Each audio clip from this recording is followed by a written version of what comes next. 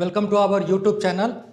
Today we will study nucleic acid, which is part of biomolecule. It is chapter 14 by 12 in chemistry and chapter 9 by 12 of biology. So nucleic acid, it is also called polynucleotide. It is a polymer made up of nucleotides. So what are properties of nucleic acid? Property: reserve of genetic information or chemical basis of heredity. Reserve of genetic information. So we all are developed from single cell. Single cell, एक cell से ही सभी जीव आए हैं. कोई plant है, कोई एनिमल है, कोई स्नेक है, कोई एलिफेंट है, कोई लायन है. तो where is the difference, where difference lies.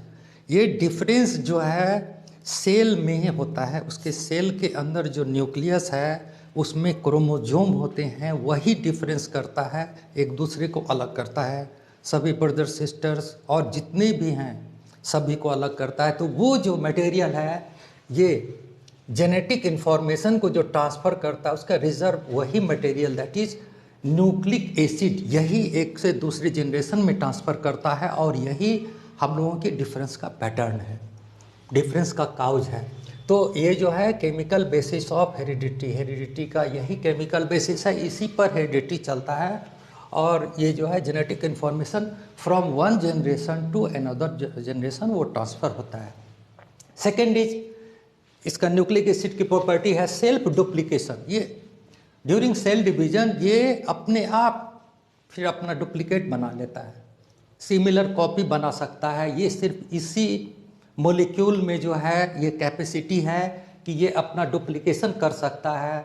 And third one is protein synthesis. Protein, पूरा शरीर हम लोग का बॉडी प्रोटीन से बना हुआ है. बहुत सारा जो प्रोटीन का सिंथेसिस होता है वो सारा काम यही गवर्न करता है, न्यूक्लिक एसिड करता है. इसलिए it is very important nucleic acid जो है. तो अब न्यूक्लिक एसिड दो तरह के होते हैं, इसमें आरएनए एंड डीएनए, आप लोग पढ़े होंगे उधर भी. तो न्यूक्लिक एसिड जो है ये कैसे बना है, ये इसका जो न्यूक्लियोटाइड, जो पॉलीन्यूक्लियोटाइड है, तो एक न्यूक्लियोटाइड कैसे बनेगा, नाइट्रोजन बेस होता है प्लस शुगर है एंड फॉस्फोरिक एसिड है. ये सभी तीनों मिलकर के न्यूक्लियोटाइड बनेंगे, एक न्यूक्लियोटाइड बनेगा. और ऐसे कई न्यूक्लियोटाइड जब जुटेंगे तो वो न्यूक्लिक एसिड जो है बनेगा, जो कि हम लोग के शरीर में क्रोमोजोम में वो हेरिडिटी मटेरियल है. ये 5 तरह के हैं जो नाइट्रोजनस बेसिस हैं. ये 5 तरह हैं: adenine, guanine, thymine, cytosine and uracil. अब नाइट्रोजनस जो बेस है वो शुगर से जब जुटेगा तो जो प्रोडक्ट बनेगा that will be called nucleoside. Nucleoside ये जो है जैसे एडेनिन से बना एडिनोसिन, ग्वानिन से बना ग्वानोसिन, थाइमिन से बना थाइमिडीन, साइटिडीन एंड यूरिडीन. इस तरह से ये जो है ये 5 जो है न्यूक्लियोसाइड हैं. इसको याद रखना आसान है. शुगर जुटने से यहाँ न्यूक्लियोसाइड, शुगर है, शुगर से यहाँ एस आ गया, समझिए इसको न्यूक्लियोसाइड बोलते हैं. ये 5 न्यूक्लियोसाइड हैं. अब इससे फर्दर जो है फॉस्फेट जब ग्रुप उसमें जुट जाएगा तो जो मटेरियल जो बनेगा that will be called nucleotide. उसी तरह 5 ही बने, जैसे एडेनिन से एडिनोसिन बना था तो एडेनिलिक एसिड बना. उसी तरह ग्वानिन से guanylic acid, thymidylic acid, cytidylic acid and uridylic acid. तो ये ही हैं 5. ये पांचों के चेंज से, इंटरचेंज से और उनके कॉम्बिनेशन से ये सारे न्यूक्लिक एसिड बनते हैं जो हेरिडिटरी मटेरियल है. अब इसमें एक इसका स्ट्रक्चर यहाँ दिखलाया गया. पहले इस साइड डिस्कस कर लेते हैं, नहीं ये पहले यहीं डिस्कस कर लेते हैं, ठीक है. तो इसमें कैसे कैसे ये जुड़ता है, देखिए एक ये बेस है, ये बेस का स्ट्रक्चर है, इसका नाम हुआ एडेनिन. ये एडेनिलिक एसिड यहाँ बताया गया. एडेनिलिक एसिड का ये स्ट्रक्चर है पूरा. इसमें जो बेस है वो एडेनिन है. और ये तो शुगर का स्ट्रक्चर है, ये बीटा डी राइबोज शुगर है, इसमें C5H10O5 हुआ है, जो हम लोग पिछले कार्बोहाइड्रेट चैप्टर में डिस्कस कर चुके हैं। तो ये इसमें, और यहाँ पर फॉस्फेट जो यहाँ पर जुट गया PO4, तो ये तीनों चीज़ आ गया। बेस, ये रहा बेस, और ये रहा शुगर, ये शुगर यहाँ रहा, और ये रहा फॉस्फोरिक एसिड यहाँ। ये तीनों मिल के जो प्रोडक्ट आया एडेनिलिक एसिड, ये आ गया। It is a monomer. Monomer इसका नाम न्यूक्लियोटाइड है, इसी से न्यूक्लिक एसिड बनेगा। और जब ये दोनों ज्वाइंट होते हैं, जो दो मोनोमर, दो न्यूक्लियोटाइड ज्वाइन होंगे एक दूसरे से, तो तभी तो वो बनेगा न्यूक्लिक एसिड। तो इसमें जो जब भी ज्वाइन करेंगे each other by phosphodiester linkage, इसमें जो है फॉस्फोडाइएस्टर लिंकेज होगा, ये उसको जो लिंक है उसको बोलेंगे। और ये eight 3 carbon, 3rd number carbon जो है राइबोलोज का, वहाँ पर आके जुड़ता है। इसको नंबरिंग किया हुआ है, कार्बन 1 2 3 4 5 है, इसमें 5 जैसे इसके स्ट्रक्चर में 5 है। तो ये 3rd जो कार्बन है यहाँ पर आके जुटेगा, दूसरा जो यूनिट आएगा उसका ये फॉस्फेट वाला यहाँ आके जुटेगा, और बाकी स्ट्रक्चर इस तरह रहेगा। तो ये 3rd कार्बन से, जो शुगर का 3rd कार्बन है, वहाँ पर ये आके जुटेगा एनोदर न्यूक्लियोटाइड का। और इस तरह से ये स्ट्रक्चर तब कैसा आएगा, इस तरह से बनता जाएगा, इस तरह से बनता जाएगा। इसके तो दूसरे साइड में हाइड्रोजन है, और फिर इस तरह से चेन है। अब हम लोग देखेंगे इसका स्ट्रक्चर के बारे में। ये तीनों चीज पहले पढ़ चुके। न्यूक्लिक एसिड दो तरह के हैं, RNA एंड DNA। इसका एक प्राइमरी स्ट्रक्चर होगा एंड एक सेकेंडरी स्ट्रक्चर होगा।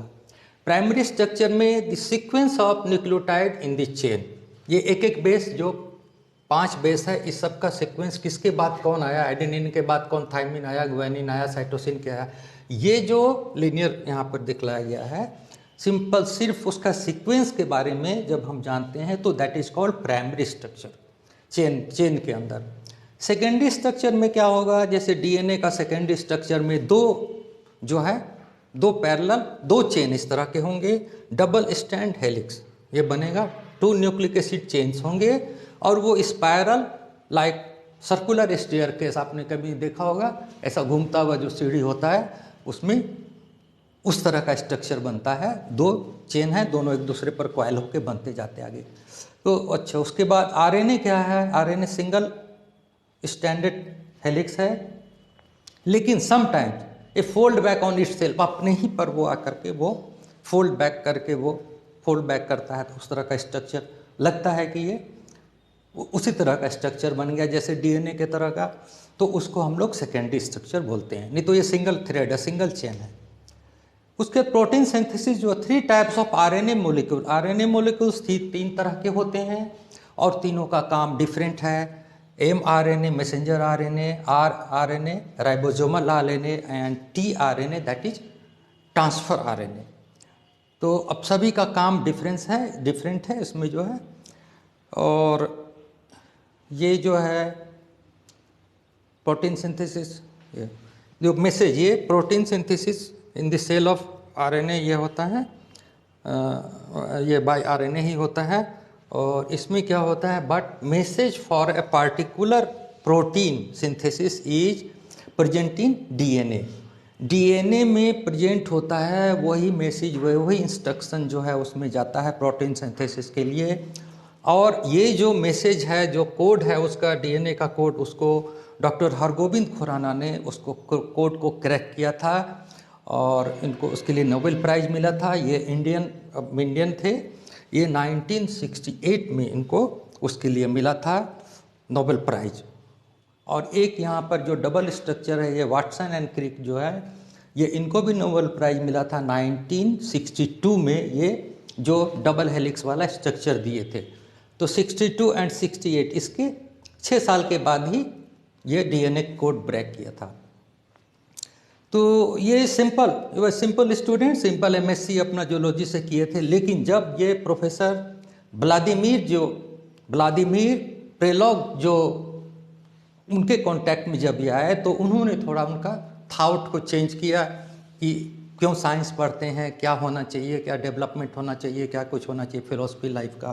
तो उनके माइंड में एक चेंज आया और वो इंटरेस्ट डेवलप हुआ उनको प्रोटीन और इसके बारे में, न्यूक्लिक एसिड के बारे में, और इस तरह से उन्होंने उसको कोड को ब्रेक किया। देन नेक्स्ट इज इसमें प्रोटीन सिंथेसिस में आरएनए का क्यों इस्तेमाल किया जाता है, डीएनए का क्यों नहीं होता है? ये इसलिए होता है कि डीएनए जो है मोर स्टेबल है, वो जल्दी खुलेगा नहीं इन कंपेरिजन टू आरएनए। इसलिए आरएनए के द्वारा ही सिस्टम बना हुआ है कि प्रोटीन सिंथेसिस जो कोड मैसेज वगैरह है, ये सब जो है यही सब मिलके प्रोटीन सिंथेसिस करते हैं, और ये आरएनए का इसमें रोल है। But that RNA is guided by DNA. एक है डीएनए फिंगरप्रिंटिंग। डीएनए फिंगरप्रिंटिंग जो है वेरी यूजफुल टूल आजकल जो है। इसमें क्या है कि this sequence of DNA base, जो ये सीक्वेंस है किसके बाद कौन आया, ये इसी का जो चेंज होता रहता है, एडेनिन के बाद थाइमिन आया कि साइटोसिन आया, जो कौन सा आया, ये जो चेंज है सबका सीक्वेंस हर एक इंडिविजुअल के सेल के अंदर जो क्रोमोजोम है, उसके अंदर जो न्यूक्लिक एसिड है, उसमें ये सारा सीक्वेंस जो है सबका चेंज रहता है। किसी का किसी से टैली नहीं करेगा, सिर्फ क्लोन में टैली करेगा या ट्विंस में टैली करेगा। तो वही डिफरेंस का जो है इसमें है, और इसीलिए ये यूनिक होता है, हर एक आदमी का यूनिक होता है। जिस तरह से हम लोग का फिंगरप्रिंट जो है वो यूनिक होता है। आपने देखा होगा रजिस्ट्री ऑफिस में अंगूठा ही लगाते हैं, चाहे कलेक्टर भी हैं कोई हैं, उनको बोला जाता है अंगूठा लगाए, क्योंकि बाकी सिग्नेचर चेंज हो सकता है, कॉपी किया जा सकता है, बट जो फिंगरप्रिंट है that can not be copied, होगा प्लास्टिक सर्जरी से। तो इसलिए ये यूनिक चीज़ है। तो जिस तरह से फिंगरप्रिंट हुआ, उसी तरह से ये डीएनए का सीक्वेंस जो है वो भी यूनिक है, इसलिए इसको डीएनए फिंगरप्रिंटिंग बोला गया कि because it is similar to जो है जिस तरह से फिंगर का जो है वो ये आता है फोटो, वो डिफरेंट सभी का यूनिक है। उसी तरह से ये इसमें जो है डीएनए में बेसिस जो है वो भी यूनिक है, इसलिए इसका नाम डीएनए फिंगरप्रिंटिंग दिया। इसका काफ़ी यूज़ है, जैसे एक फॉरेंसिक साइंस में होता है, यूज़ होता है फॉरेंसिक लेबोरेटरी में, जहाँ पर कोई क्राइम वगैरह है तो उसका जो ब्लड का जो ब्लड का मान ये है उससे, या हेयर बाल वगैरह है उससे भी पता लगता है। ये फॉरेंसिक लेबोरेटरी में जांच होता है डीएनए कि किस आदमी का है। फिर पैटर्निटी टेस्ट में कहीं डिस्प्यूट है प्रॉपर्टी वगैरह का, तो वहाँ पर पैटर्निटी टेस्ट करते हैं, तो पता चलता है कि इसी का ये रियल उसी का प्रोडक्ट है कि नहीं, पेरेंट्स जो हैं उसी के हैं या डिफरेंट हैं। उसके डेड बॉडी अगर आइडेंटिफिकेशन में होता है, अगर कोई डेड बॉडी वो उसको पहचान नहीं आ रहा है चेहरा मोहरा से, तो उसका जो ब्लड का है वो लेकर के वहाँ से डीएनए का फिंगरप्रिंटिंग उसका निकाला जाता है, उससे पता लगता है कि ये कौन आदमी है। फिर उसके बाद रेशियल ग्रुप आइडेंटिफिकेशन, जो रेसेस हैं, डिफरेंट रेसेस हैं, अमेरिकन है, अफ्रीकन है, इंडियन है, तो उसके रेस के आइडेंटिफिकेशन के लिए ये एवोल्यूशन पर्पज से उसका जो है स्टडी किया जाता है, that is called racial group identification. तो इस तरह से ये बहुत स्ट्रॉन्ग टूल है, और इस तरह से ये चैप्टर हमारा समाप्त हो गया। और जो लोग जो लोग सब्सक्राइब नहीं किए हैं वो लोग हमारे चैनल को सब्सक्राइब करें और कमेंट भी करें। Okay, thank you for watching our video, thank you so much.